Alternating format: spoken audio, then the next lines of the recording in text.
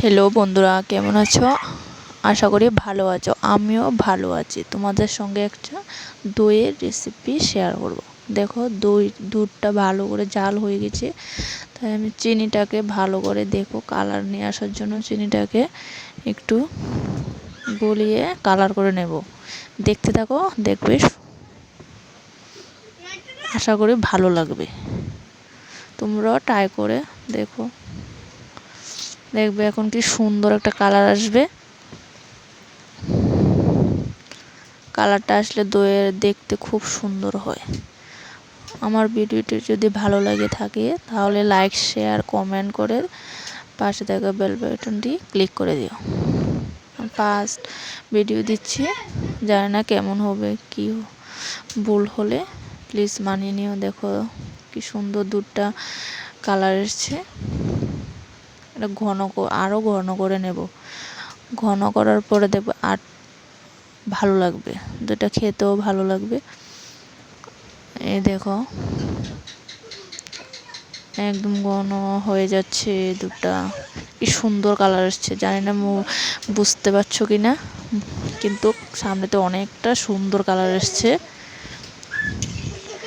দইটা হওয়ার পর ফাইনাল লুকটা দেখবে কত সুন্দর এসছে। একদম দোকানে দইয়ের মতো দেখতে মানে দোকানের দইয়ের মতোই দেখতে লেগেছিল। কারণ পরে তো বয়েসটা দিয়েছি তাই বলছি। খেতেও দারুণ হয়েছে। দেখো এখানে আমার পুরনো ঘরের দই পাতা ছিল, ওইটা থেকে একটু রেখে দিয়েছিলাম। ওইটাকে এই দুধটার মধ্যে দুধটা ঠান্ডা হওয়ার পর এটা দিয়ে দেব। তারপরে একটা পাতিলে বসিয়ে দেব। দেখতে থাকো। তারপর তোমাকে যদি ভালো লাগে তাহলে প্লিজ পাশে থেকো। ঠান্ডা হওয়ার পর দেখো দুধটার সঙ্গে মিক্সড করে নিয়েছি। এখন ভালো লাগবে, বসিয়ে দেব। আর একটু হালকা 5 থেকে 10 মিনিট জাল করে নেব। দেখো হয়ে গিয়েছে, এখন পাতিলে বসিয়ে দেব। এই দেখো দইটা দিয়ে দিয়েছি। এই দেখো পাতিলে দিয়ে দিয়েছি। একদম 8 থেকে 10 ঘন্টা রাখলেই হয়ে যাবে।